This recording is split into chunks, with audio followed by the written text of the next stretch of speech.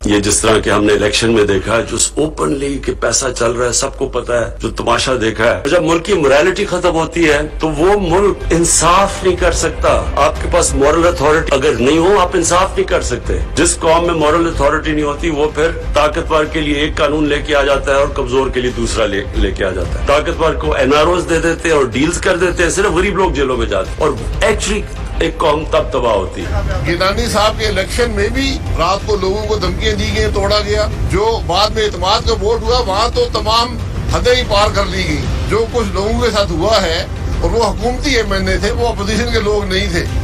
तो जो हुकूमत अपने मेंबरान के साथ ये सलूक करेगी, हर इदारे को इस्तेमाल करेगी, इदारों को मुलव्वस करेगी। आज जो वज़ीर-ए-आज़म साहब ने इत्तेमाद का वोट लिया है, वो उन्होंने नहीं लिया, वो इस मुल्क के इदारों ने उनको लेकर दिया है। ये बदनसीबी है मुल्क की। अस्सलाम वालेकुम नाजरीन, मैं हूं मुनीज़े जहांगीर और आप देख रहे हैं प्रोग्राम स्पॉटलाइट। अब सेनेट चेयरमैन के इलेक्शंस में सिर्फ 2 दिन बाकी हैं और ओपन बैलेट की खुफिया राय शुमारी की बात नहीं हो रही, मगर बात हो रही है कि कौन सा जो नुमाइंदा है वो जीतेगा। अब जो नेशनल असेंबली है, कौमी असेंबली से जो सिचुएशन है वो बिल्कुल बरक्स है अपर हाउस में, सेनेट के अंदर। अगर आप सेनेट के अंदर मामला देखें तो यहाँ पे ऑपोजिशन के पास 52 सेनेटर्स से अक्सरियत है और अगर आप हुकूमत की तरफ देखें तो उनके पास 47 है और अगर जमात इस्लामी को मिला ले तो फिर 48 है। इस वक्त हुकूमत के जो सेनेट चेयरमैन के नुमाइंदे हैं वो सादिक संजरानी हैं, जो इस वक्त भी सेनेट चेयरमैन हैं, और अपोजिशन की तरफ से जनाब यूसुफ रजा गिलानी हैं। दोनों ने पंजा आजमाया हुआ है, मगर इस बार अगर सादिक संजरानी जीत जाते हैं, उनके पास नंबर्स नहीं हैं, तो फिर हॉर्स ट्रेडिंग होगी। तो मामला बिल्कुल उलट हो गया है सेनेट के अंदर। इसी मामले के ऊपर बात करने के लिए हमने दावत दी है जनाब बल्कि मोहतरमा अंदलीप अब्बास साहिबा को। खारजा अमूर की पार्लिमानी सेक्रेटरी हैं, पाकिस्तान तहरीक इंसाफ की तर्जुमानी करी हैं। सेनेटर डॉक्टर मुसद्दिक मलिक साहब का ताल्लुक पाकिस्तान मुस्लिम लीग नून से है, वो सेनेट की कमेटी बराए लॉ एंड जस्टिस के मेंबर हैं। चौधरी मंजूर अहमद का ताल्लुक पाकिस्तान पीपल्स पार्टी से है, जनरल सेक्रेटरी पीपल्स पार्टी वसीती पंजाब। आप तमाम लोगों का बहुत बहुत शुक्रिया। अंदलीप साहिबा, सबसे पहले आपकी जानिब आऊंगी। एक सवाल मरियम नवाज साहिबा ने भी पूछा, उन्होंने कहा कि इस बार क्या आप ऑर्डिनेंस नहीं लाएंगे, इस बार क्या आप बिल नहीं लाएंगे, क्या आप ओपन बैलेट का मुतालबा नहीं करेंगे, क्योंकि इस वक्त अक्सरियत जो है, वाज़े अक्सरियत, वो अपोजिशन के पास है, हुकूमत के पास नहीं है। तो वो यही सवाल कर रही हैं कि कड़वा कड़वा थू थू और मीठा मीठा हप हप।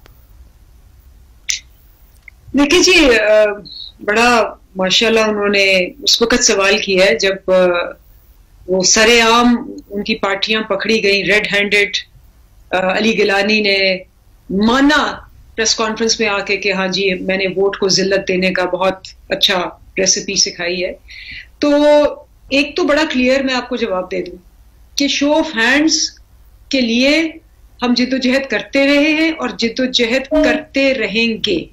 अगर शी सीरियस, अगर मरियम सीरियस है, तो मरियम को चाहिए था कि अक्टूबर में जब हमने पेश की नेशनल असेंबली में, और उस वक्त उन्होंने अपनी जमात को कहा कि आप शहबाज शरीफ के और खुर्शीद शाह के दूसरी जमात ने कहा कि आप अवामी इश्यूज पे बात ना करना, आप इन दोनों की तस्वीरें लेके जाएं।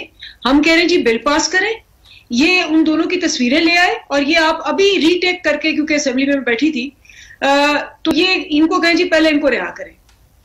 और उसके बाद से लेके अक्टूबर की मैं बात करिए, अक्टूबर नवंबर, क्योंकि उससे पहले तो असेंबली बंद थी ना, बिकॉज कोरोना की लहर आ गई और वो सारा वो जो था, तो वो ये अब अक्टूबर, फिर नवंबर, फिर दिसंबर, फिर जनवरी, फिर फरवरी, फिर मार्च।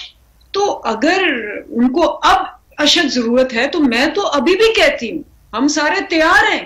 हम तो कोर्ट्स में गए हैं कि जी शो ऑफ हैंड्स होना चाहिए, क्योंकि अब मरियम साहिबा को ये एहसास हो रहा है कि जी वही जो पुराना उनके चचा को भी था कि पहले आप अदालतों को कहें कि जी क्या वाह वाह है, जस्टिस अब्दुल कयूम ने मेरी बात मान ली। जब खुद प्रॉब्लम पड़ता है तो फिर अदालतें वो 5 बुत जो हैं, जो इसमें आसिफ खोसा भी थे और जस्टिस गुलजार भी थे, उनको उठा के बाहर फेंको। तो ये वाला जो एटीट्यूड है कि जी जब मैं हुक्म दूं तो उस वक्त हो जाए, वो नहीं होता। अगर इतनी सीरियस थी तो कतई कलामी माफ, अंदलीब साहिबा, सवाल ये है कि आपने बात की अली हैदर गिलानी की जो वीडियो है उसकी बात की, मगर ये भी बताइए कि उसके अंदर 4 आपके जो पीटीआई के एमएनएज हैं कौमी असेंबली के, उनको दिखाया गया कि वो सीख रहे हैं कि कैसे बैलेट को जाया किया जाता है। उनके खिलाफ क्या एक्शन लिया पार्टी ने? वो तो वजीर आजम को मिले और उनके बाद उनको क्लीन चिट मिल गई। ये लोग इलेक्शन कमीशन में कह रहे हैं कि जी अगर आपने हमारे ऊपर कोई ना कोई तहकीकात करनी है, कमीशन बिठाना है, तो उनको भी फिर आप पार्टी बनाएं। देखिए जी, आपको क्योंकि ये एक्शन रिप्ले है of what happened in last senate, तब से हम कह रहे हैं, और तीनों पार्टियों ने उस वक्त आपने भी तीनों पार्टियों को मौका दिया था, दो जो हुए थे 3 साल पहले जो इलेक्शंस थे, उसके अंदर तीनों ने कहा हॉर्स ट्रेडिंग हुई है, तीनों ने कहा लोग बिके, तीनों ने कहा जी हम 4 से 6 हफ्ते में अपनी इंक्वायरी सेट करके उसके बाद जब प्रूव हो जाएगा, ऑब्वियसली सारे ये तो नहीं चाहते ना कि मैं कहूँ जी आप हैं फलाना है, किसी का करियर का सवाल है, तो उसको पूरी इन्वेस्टिगेशन के बाद आप कहते हैं जी गिल्टी और नॉट। तो तीनों पार्टियों ने कहा जी 6 हफ्ते के बाद हम इनको जो भी नाम निकलेगा निकाल देंगे। ना उनकी इंक्वायरी हुई, ना नाम आए, ना निकाले। वाहिद पार्टी थी जिसने के 6 हफ्ते लगा के, इन 4 पीटीआई एमएनएस का क्या होगा जी? इस दफा भी ये होगा, आप हमारी इन्वेस्टिगेशंस जारी हैं और ऑब्वियसली अभी बात को हफ्ता हुआ है, जैसे जैसे हमें उस पर सबूत मिलता जाएगा, आप फिक्र ना करें कि हमने पहले भी किया था जब हमारी माइनॉरिटी तकरीबन हमारी रह गई थी, उसके बाद उनको निकालने के बाद, तो हम करेंगे। चले, इस वक्त आपने कहा कि जी तहकीकात जो है वो बाकी है। मुसद्दिक मलिक साहब, एक और तहकीकात भी स्पीकर कौमी असेंबली असद कैसर साहब ने करवाई है।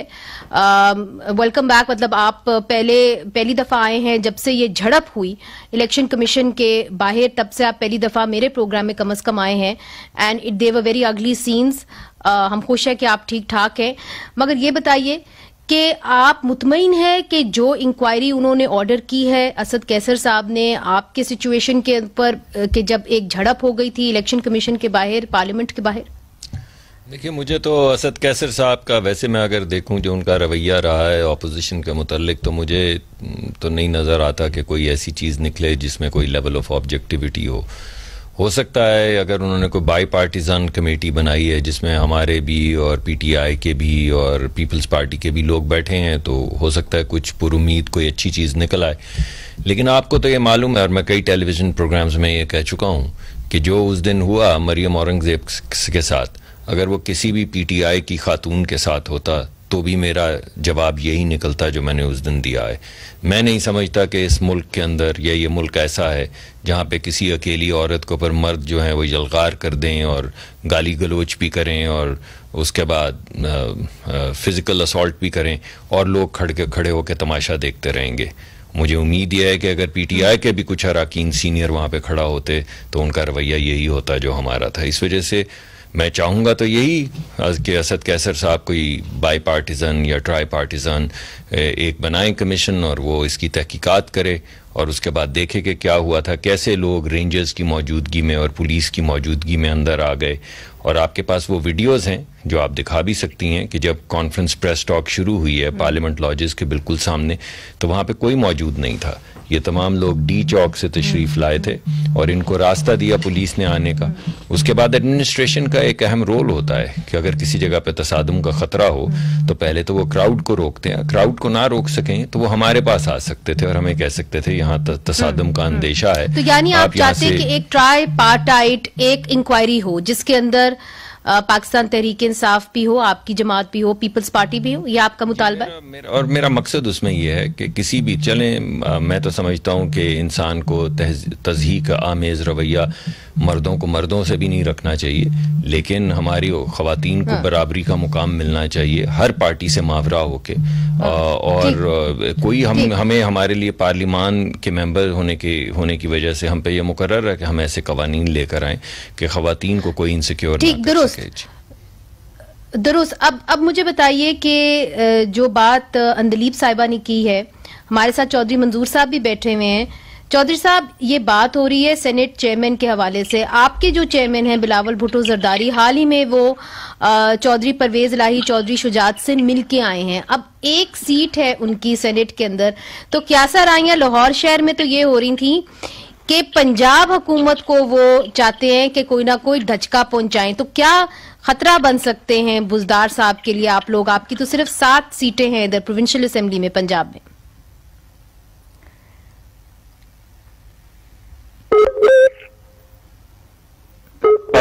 चौधरी साहब, आपको मेरी आवाज आ रही है? मोहतरमा अंदलीब साहिबा ने कि एक लंबी चार्जशीट पड़ी, जरा मैं हकायक को दुरुस्त कर दूं। इनके पार्टी के अंदरूनी इलेक्शंस हुए, वहां पे इल्जाम लगा कि धांधली हुई है और पैसे चले। उस पर कमेटी बनी जस्टिस वजी साहब की सरबराही में। उन्होंने कहा, उन्होंने उस पर मोहर सबत कर दी कि हाँ ये हुआ है, वहां पे ये गंद हुआ है। उनको निकाल दिया गया और ये जो पैसे लेने वाले और देने वाले थे, जो ओहदे बिके, वो सादक और अमीन ठहरे। फिर इलेक्शन हुए, फिर तस्नीम नूरानी साहब की सरबराही में एक कमेटी बनी। उन्होंने भी कहा कि ये पैसे लिए गए हैं, दिए गए हैं, ओहदे बिके हैं हमारी पार्टी। तस्नीम नूरानी फारिग और ये सादक और अमीन। फिर उसके बाद हामिद खान साहब की सरबराही में एक कमेटी बनी। उन्होंने अपनी फाइंडिंग्स दी कि हाँ यहाँ पे ओहदे बिके हैं, लोगों ने पैसे दिए हैं और ओहदे बिके हैं।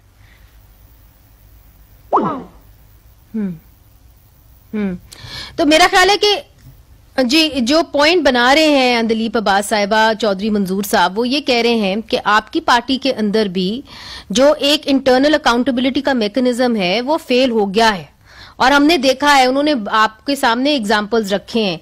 तो क्या उम्मीद कर सकते हैं कि आप लोग अपनी इंटरनल अकाउंटेबिलिटी कोई कर भी सकते हैं? ये जो 4 पीटीआई के एमएनएज हैं, आपने कह तो दिया हम तहकीकात करेंगे, मगर हकीकत तो ये है कि वजीर आजम से वो मिल के आए, उसके बाद उनको ना पार्टी से निकाला गया, ना उनसे कोई खास उनके ऊपर कोई कदगन लगाई गई, बस वो वहां पे बैठे हैं और आप फिंगर पॉइंटिंग कर रहे हैं तो अली हैदर गिलानी पे कर रहे हैं।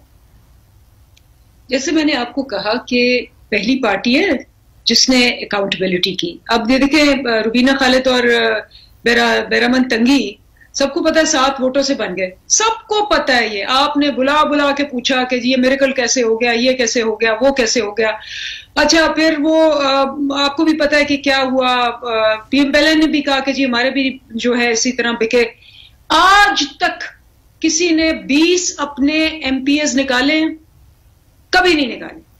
ठीक है, सो ये जो बात कर रहे हैं, ये तो 30 साल से लोगों को खरीद के और जमीन फरोशी करके, बाकी बातें छोड़ दें, वीडियो है। मगर अंदलीप साहिबा देखिए, आज एक बड़ी अहम डेवलपमेंट हुई और वो आपसे पूछने वाली जरूर है। वो ये है कि वजीर आजम इमरान खान साहब हमेशा JUIF मौलाना फजल रहमान साहब को कहते रहे मौलाना डीजल, मगर आज हमने क्या देखा कि वजीर दफा और सादिक संजरानी साहब उनके पास गए, उनके जो एक अहम लीडर हैं JUIF के अब्दुल गफूर हैदरी साहब, और उनको कहा कि जी आप डिप्टी चेयरमैन सेनेट का जो है ओहदा आप संभाल लें। तो वो कल जो थे वो सही नहीं थे, आज वो सही हो गए हैं, ये कैसे हो रहा है? देखिए, वो गफूर हैदरी साहब ने खुद ही एक्सप्लेन कर दिया। उन्होंने कहा कि जी अंदर तो कोई ऐसी बात नहीं हुई, बाहर निकले थे तो मीडिया ने हंस के कहा जी ये तो पहले भी थे डिप्टी चेयरमैन। तो उन्होंने खटक साहब ने हंसते हुए कहा कि हाँ जी हम तो कहते हैं, हमारी पार्टी भी कहती है इनको हो जाना चाहिए। तो हैदरी साहब ने कोई पेशकश ऐसी नहीं हुई, ये गलत खबरें हैं। जी वो हैदरी साहब ने खुद कहा कि जी इट वाज अंदर हमारी मीटिंग हुई है, बिल्कुल वोट के ऊपर बात हुई है एक दूसरे को, वो भी हमसे मांग रहे हैं, हम भी उनसे मांग रहे हैं। लेकिन ये जो पेशकश थी, क्योंकि मीडिया ने एक हंसते हुए एक सवाल किया था, उन्होंने भी हंसते हुए जवाब दे दिया। ये हैदरी साहब ने एक सवाल मैं जरूर करूंगी यहाँ पे मुसद्दिक साहब, ये बताइए कि गफूर हैदरी साहब जो हैं, क्या वो डिप्टी चेयरमैन सेनेट के हवाले से ऑपोजिशन ने उनको नामजद कर दिया कि जी ये वही हमारे नुमाइंदे होंगे, कि अभी तक आप इसके ऊपर सोच विचार कर रहे हैं? देखिए, मैं आज उसकी PDF की मीटिंग में तो शामिल नहीं था, लेकिन जो बात मुझे पता चली है वो ये है कि असूली फैसला ये हुआ है कि सेनेट के चेयरमैन के कैंडिडेट पीपल्स पार्टी के होंगे, यानी PDM की तरफ से। उनका तो आपको मालूम है। और JUIF जो हैं वो अपना डिप्टी चेयरमैन जो है वो जिसको भी नॉमिनेट करना चाहेंगी करेंगी, और फिर PMLN जो है वो गालिबन लीडर ऑफ दी ऑपोजिशन की सीट के लिए अपना कैंडिडेट देंगे। तो इस तरह गालिबन कुछ तकसीम हुई है जो मुझे खबरें मिली हैं। तो मेरे ख्याल है कि अभी JUIF ने या PDM ने कैंडिडेट्स के मुतल्लिक कोई बात अभी नहीं की है, मगर गुमान यही गालिब है जो सुनने में आ रहा है कि हैदरी साहब क्योंकि बड़े एक्सपीरियंस्ड आदमी हैं, इस वजह से हो सकता है कि वही डिप्टी चेयरमैन के कैंडिडेट हों, मगर ये सवाबदीद जो है ये JUIF की है। ठीक है नाजरीन, ये जो सेनेट चेयरमैन का इलेक्शन है और डिप्टी सेनेट चेयरमैन का इलेक्शन है, ये इतना कोई सिंपल इलेक्शन नहीं है। इसके अंदर बहुत सारी पेचीदगियां हैं। वजीर आजम जो है कुछ जराये के मुताबिक कह चुके हैं कि ये बड़ा ही जरूरी इलेक्शन होगा, चूंकि इसके अंदर एक पावर शो होगा ऑपोजिशन और हुकूमत की तरफ से। इसके ऊपर मजीद गुफ्तगू करेंगे मगर एक वक्फे के बाद।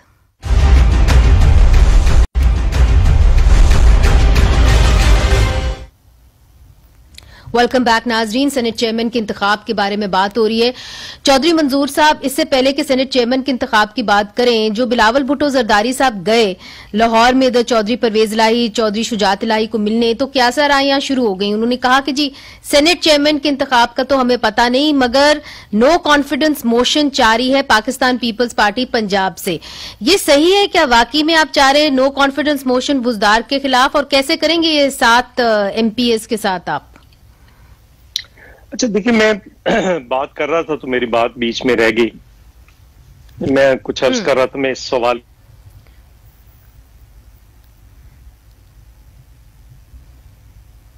जी चौधरी साहब, मेरा ख्याल है चौधरी साहब का जो लाइन बार बार कट जाती है। अंदलीप साहिबा, ये एक क्या से आराइयां लाहौर शहर के अंदर हो रही हैं, चूंकि आपका भी लाहौर से ही ताल्लुक है, तो आपको कोई खदशा है कि बुजदार साहब की हुकूमत को कोई खतरा है? देखिए, ये इनका ऑपोजिशन का हक है। अगर वो चाहते हैं कि अपने एतमाद लेके आए तो ये बिल्कुल का हक है।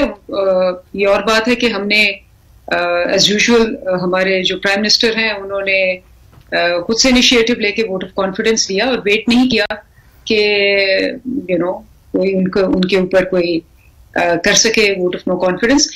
बट ये वाकई इनका हक है अगर ये चाहते हैं। Peoples Party has been very open. आपको पता है बिलावल की और मरियम की आपस में जो डिफरेंस ऑफ ओपिनियन है वो ये है, वो चाहते हैं कि नो कॉन्फिडेंस और असेंबलीज के अंदर आए, क्योंकि बिलावल का ख्याल है कि ये जो डिजास्टर हुआ था लाहौर में, बंदे इकट्ठे नहीं हुए, फिर वो ECP के सामने बंदे इकट्ठे नहीं हुए, तो he has his doubts about long march, क्योंकि पिछले सारे उसमें वो नहीं फेल हो गए थे बिल्कुल। मरियम का ख्याल है कि अपने एतमाद लाना पंजाब में और एक और PTI का बंदा ले आना, it doesn't serve the purpose. तो वो चाह रही है कि जी हम स्ट्रीट मूवमेंट करें। तो ये अब दोनों का हक है। आई थिंक पहले भी उन्होंने कोशिश की है और उनको कोशिश कर लेने दें। हम जहां तक हमारा ताल्लुक है, हम तो जैसे कहते हैं कि हम हर चीज के लिए तैयार हैं। हमने पहले भी आपको अच्छा, मगर आपने बड़ी दिलचस्प बात की है अंदलीप साहिबा, ये जो आपने डिफरेंस दिखाया है, एंड आई विश कि चौधरी मंजूर साहब भी हमारे साथ होते। हम कोशिश करेंगे उनको फोन लाइन पे ही ले लें अगर स्काइप पे नहीं हो रहा। तो चौधरी साहब अगर आप हैं तो अंदलीप साहिबा ने कहा कि बड़े वाजे डिफरेंस है बिलावल भुट्टो जरदारी और मरियम और नवाज साहिबा के दरमियान, और वो ये है कि मरियम नवाज साहिबा सड़कों के ऊपर एजिटेशन चाहती हैं, जबकि बिलावल भुट्टो जरदारी साहब चाहते हैं कि नो कॉन्फिडेंस मोशन लाया जाए, अगर ला सकते हैं पंजाब के अंदर। अच्छा देखिए, मैं एक गुजारिश करूं, ये हम कोई बाहर नहीं जा रहे, ये मुख्तलिफ ख्याल होते हैं लेकिन जाकर डिबेट होते हैं PDM के अंदर, और फिर PDM से एक मुश्तरका हिकमत अमली है।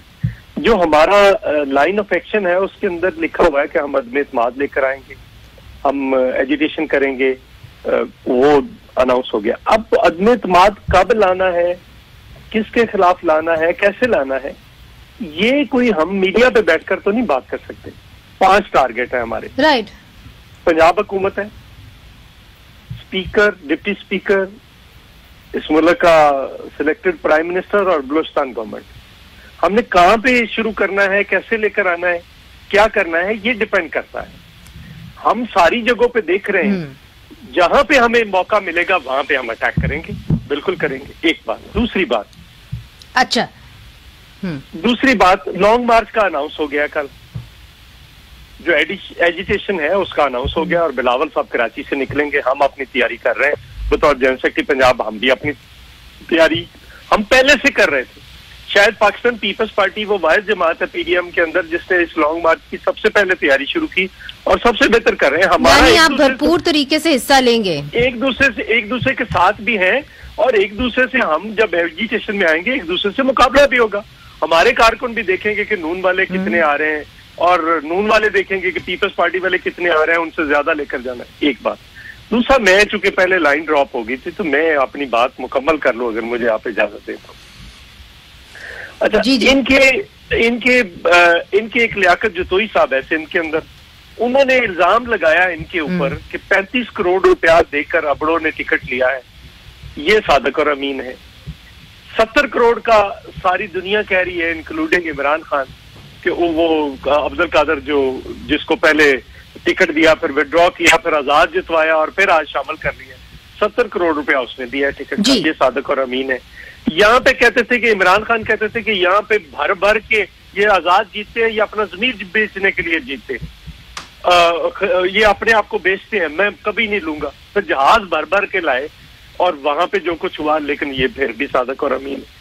अब सवाल ये है कि आप कब तक लोगों को गालियां देंगे? आप अगर उन, अच्छा ये इनसे पूछते हैं, मगर चौधरी साहब पहले पाकिस्तान मुस्लिम लीग नून का मौक़िफ़ लेना बहुत जरूरी है। चौधरी साहब इजाजत दीजिए, कता कलामी माफ, प्राइम मिनिस्टर को पता है।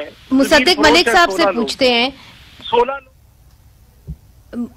मुसद्दिक साहब, सवाल आपसे ये है कि देखिए इसके अंदर जो खिसके हैं आपके पार्लियामेंटेरियंस, उसके अंदर सिर्फ हुकूमत के लोग नहीं हैं, कुछ राय ये भी है और जो वहां के रिपोर्टर्स हैं वो कहते हैं कि आपके अपने लोग भी कुछ खिसके हैं। तो ये इलेक्शन बड़ा मुश्किल है। और दूसरी तरफ से जो अंदलीब साहिबा कह रही हैं वो ये कहती हैं कि जी मरियम साहिबा ये समझती हैं कि स्ट्रीट एजिटेशन एक बेहतर इरादा है या बेहतर एक स्ट्रैटेजी है। ये आप किस इलेक्शन के मुतालिक पूछ रही हैं, सेनेट के या जो भी इलेक्शन सेनेट चेयरमैन की बात कर रही हैं, सेनेट के जो भी इलेक्शन गिलानी साहब का हुआ उसकी बात कर रही हैं? जी, मैं सेनेट इलेक्शंस की बात कर रही हूँ जो अभी हाल ही में हुए हैं। और मैं ये भी पूछ रही हूँ जो अंदलीब साहिबा कह रही हैं कि क्या वाकई में वाज़ेह एक डिफरेंस है स्ट्रैटेजी के हवाले से पाकिस्तान पीपल्स पार्टी और पाकिस्तान मुस्लिम लीग नून में? नहीं, मेरा नहीं ख्याल जी। मेरे ख्याल में आपको जवाब तो चौधरी साहब ने दे दिया है कि हमारी ये तमाम चीज़ें बैठ के निगोशिएट होती हैं। इसमें कोई शक नहीं है कि हमारा रवैया जो था वो ज़्यादा पार्लिमान के बाहर भी एजिटेशन करने का था। पार्लिमान के बाहर ही नहीं बल्कि पार्लिमान के बाहर भी एजिटेशन करने का ज़्यादा था। हमारा झुकाव ज़्यादा उसकी तरफ था और पीपल्स पार्टी का झुकाव ज़्यादा वोट ऑफ नो कॉन्फिडेंस की तरफ था। और जब हमने एक दूसरे का मुकदमा सुना तो फिर फैसला ये हुआ कि कोई हर्ज नहीं है, गिलानी साहब वाला जो वोट है देखते हैं वो किस तरफ बैठता है और उसके साथ में अपनी लॉन्ग मार्च की तैयारी जो है उसे करते हैं। और जैसे कि टारगेट्स आपको बताए हैं अभी चौधरी साहब ने, वो टारगेट्स भी हमारे सामने हैं, लॉन्ग मार्च भी हमारे सामने है, धरना भी हमारे सामने है। तो जो हमारा एक लाया अमल था उसके ऊपर अभी तक सब लोग कायम हैं। हाँ, हमारी आपस की डिबेट ज़रूर होती है कि क्या चीज़ पहले होनी चाहिए, क्या चीज़ बाद में होनी चाहिए, और वो तो गुफ्तगू चलती रहनी चाहिए। बड़ी एक अच्छी तकरार है। जहाँ तक आपने डिफेक्शंस की बात की, मुझे नहीं मालूम इसके बारे में।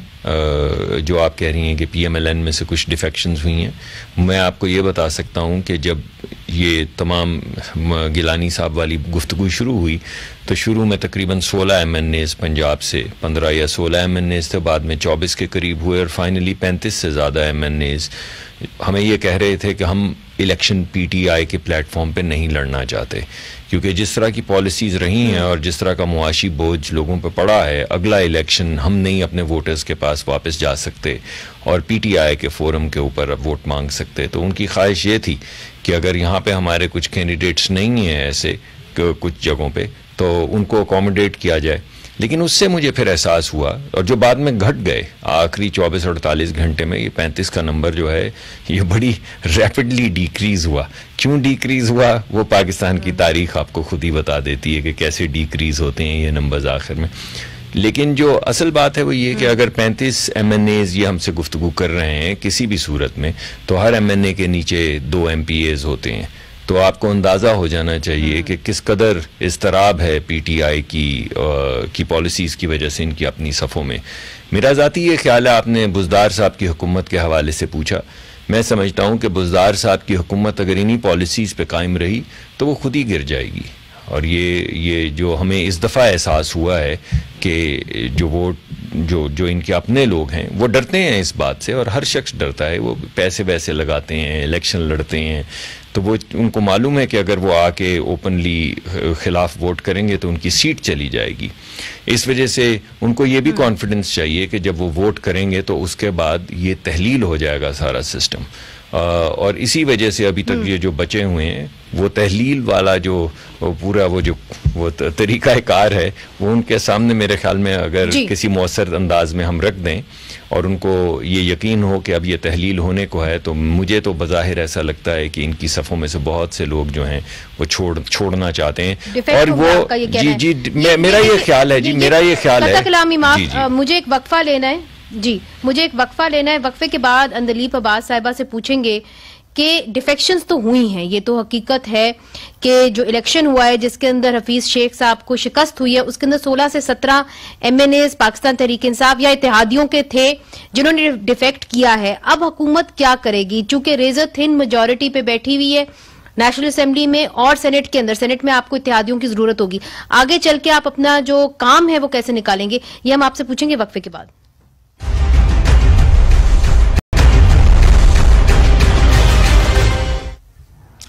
वेलकम बैक नाजरीन। सेनेट चेयरमैन के इंतखाबात के बारे में बात हो रही है।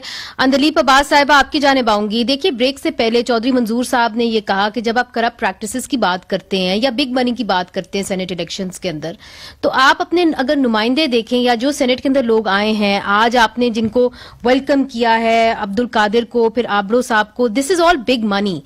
आपके जितने भी पुराने साथी थे उनको आप कम ही लेके आए हैं सेनेट के अंदर। तो आप नहीं समझती कि ये बात यहां पे नहीं रुकती, आगे भी जाती? अगर आपने वाकई में एम्पावर करना है लोगों को तो फिर आपको फिर ऐसे लोग लाने चाहिए थे जो नजरियाती लोग थे। फैक्चुअली इनकरेक्ट है, क्योंकि अगर आप सारे नाम देख लें, फौजी अरशद को देखें, डॉक्टर जरका को देखें, चौधरी इजाज को देखें, और अब्बास बब्बी को देखें, आप सारे मेरे साथ लिस्ट गिनवा लें, क्योंकि मैं पार्टी में बहुत देर से हूं। मैं आपको बता दूंगी, आबरो साहब तो आपकी पार्टी में अभी आए हैं, फिर कादिर गिलानी साहब भी आपकी पार्टी में नए आए हैं, उनको भी तो सेनेट टिकट सब मिल गए ना। आबरो साहब को मिला, फिर कादिर गिलानी को आपने दिया, सॉरी अब्दुल कादिर को आपने दिया, और उसके बाद आपको टिकट वापस लेना पड़ा जब तमकीद हुई। जी, तो वो एक आध नाम तो डेफिनेटली है, होता है हमेशा, और उस पर भी आपको याद है कि वो भी वापस ले लिया गया था और ज़हूर आगा साहब ने फिर खुद वॉलंटियर किया। हमारी पार्टी में ये सारे के सारे, मैंने आपको कहा ना, लिस्ट ले आए मेरे पास, क्योंकि I can tell you exactly कौन किसने क्या कंट्रीब्यूशन की हुई है।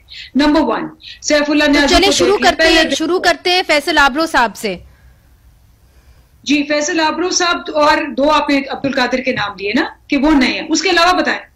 जी, हमने हाईएस्ट सीट जीती है। देखिए, ये है तो सही ना, आबरो साहब हैं, फिर आज जिन्होंने आपकी पार्टी को ज्वाइन किया है उनके बारे में कहा जाता है that he has big money. So the question really is कि जो नजरियाती, और नाकदीन भी ये कहते हैं कि जो नजरियाती लोग हैं वो तो पाकिस्तान पीपल्स पार्टी ने पुट अप किए, फिर आप PMLN की तरफ देखें, उनके भी जो नुमाइंदे थे वो नजरियाती लोग थे। जो नए लोग आपकी पार्टी के अंदर आए हैं और जुम्मा 4 दिन भी नहीं हुए मगर वो सेनेटर्स बन गए। परसेंटेजेस निकाल लें कि 99% लोग हमारे जो हैं वो नजरियाती लोग और पुराने लोग हैं, ठीक है। अब जब आप करते हैं बात पीपल्स पार्टी की और जब आप करते हैं बात PMLN की, आप क्या बात करती हैं? मतलब है कि आप देखें पिछली दफा क्या हुआ था कि राना मकबूल साहब को इसलिए दी गई थी कि DIG थे और उन्होंने जुबान काटी थी जरदारी साहब की, इसलिए दी गई थी। जो इनके फाइनेंस मिनिस्टर थे वो अब्सकॉन्डर हुए थे, सागदार मुल्क से गए हुए थे, वो आए नहीं उसके बाद, और उनको टिकट दे दी गई और उनको सेंटर भी बना दिया गया और उनको पैसे भी दिए गए। तो ये आप मेरे से जिसको कहते हैं ना टिकट टू टिकट कंपेयर कर लें, तो बिल्कुल बात आपकी मैं मानूंगी, क्योंकि हमारे, मैं जैसे आपको बताया 98% जो है हमारे नजरियाती लोग हैं। 1-2 टिकट्स पे हमारा बहुत शोर मचा और वो मैं मानती हूँ, लेकिन ज्यादातर आप डॉक्टर जरका को देख लें, फौजी अरशद को देख लें, आप जैसे मैंने कहा ये सारे मेरे कॉलीग्स हैं और इनकी एक हिस्ट्री है। ठीक है, बहरहाल वो सैफुल्लाह आबरो और जो आज जिनको किया गया है अब्दुल कादिर साहब को, उनके पर बहुत बड़ा सवालिया निशान है। चौधरी मंजूर साहब, आपकी जानिब आती हूँ। देखिए, कुछ ट्रस्ट डेफिसिट तो ऑपोजिशन के अंदर भी है। आज भी JUIF को याद है कि जब इलेक्शन हुआ था और आरिफ अलवी साहब का इलेक्शन हुआ था, तो उसके अंदर कैसे पाकिस्तान पीपल्स पार्टी ने अपना जो कैंडिडेट है एतजाज एहसन साहब को खड़ा कर दिया था और मौलाना फजलुर रहमान साहब की तरफ से जो वोट आने थे वो नहीं आए। तो आप नहीं समझते कि अभी भी PDM के अंदर एक ट्रस्ट डेफिसिट है जो पूरा करने की जरूरत है पाकिस्तान पीपल्स पार्टी को? देखिए मुनीज़े, एक बिल्कुल मुख्तलिफ सूरत हाल क्या आप मुझसे तकाजा कर रही हैं। जब PDM नहीं बनी थी, उस वक्त PDM नहीं बनी थी, हम कोई पाबंद नहीं थे एक दूसरे के। पहली तो बात यह है कि अभी डॉक्टर मुसद्दक साहब ने बात की, मैं समझता हूं कि मुझे बहुत ही अफसोस है, मुझे प्रोग्राम के शुरू में बिल्कुल कहना चाहिए था। जो कुछ उस दिन हुआ पाकिस्तान की सियासी तारीख का एक स्याबाब है, वो नहीं होना चाहिए था। हम उसकी मजम्मत करते हैं। लेकिन डॉक्टर साहब, आप भाई आप बात कर रहे थे, तो ये बात तो PTI के अपने जलसों के अंदर क्या हुआ खवातीन के साथ आप निकाल कर देख ले। तो ये एक कल्चर है जिसकी बात कर रहे हैं। अच्छा देखिए, उस वक्त हम PDM में नहीं थे। सब मजम्मत करते हैं जी उस वक्त हम PDM में नहीं थे, अपनी अपनी बात थी। उस वक्त तो ये मौलाना साहब और नून लीग तो कह रहे थे, नून लीग बीच में बैठी थी, मौलाना साहब कह रहे थे कि आप जाए ही ना। उस वक्त भी पीपल्स पार्टी ने रोल प्ले किया और कहा कि नहीं, इनको टाइम दे। अगर इन्होंने वादे पूरे कर दिए तो ये फिर राइट है इमरान खान का कि वो आगे रूल करे, और अगर वादे पूरे नहीं करते हैं तो फिर ये एक्सपोज तो हो, और वो एक्सपोज हो गए क्योंकि झूठे वादे किए हुए थे, झूठे दावे किए हुए थे। तो वो हम एक्सपोज करना चाहते थे इनको, वो हो गए। अब सारी चीजें आहिस्ता आहिस्ता, सेनेट इलेक्शन अगर बाईकाट करते, सेनेट में 2/3 मेजोरिटी आ जाती। ज़िमनी इलेक्शंस का बाईकाट करते तो 2018 के इलेक्शन की एक आखिरी सवाल, बिल्कुल वक्त खत्म हो गया है। ये आपने बड़ा अहम बात की है चौधरी मंजूर साहब। आप मुसद्दिक साहब क्या समझते हैं? पहले आपकी यही राय थी पाकिस्तान मुस्लिम लीग नून की कि बॉयकॉट करना चाहिए सेनेट इलेक्शंस को, कि शायद हमें इस्तीफे दे देनी चाहिए। इन रिट्रोस्पेक्ट आप नहीं समझते कि ये समझदारी थी कि ऑपोजिशन जो है उन्होंने बॉयकॉट नहीं किया सेनेट इलेक्शन? जी देखिए, ये दो स्ट्रैटेजीज हैं जो हम आपस में डिस्कस करते रहे हैं। एक तो ये है कि अगर तमाम पार्टीज मिलके एकदम रेजिग्नेशन दे देती हैं और इस सिस्टम के लिए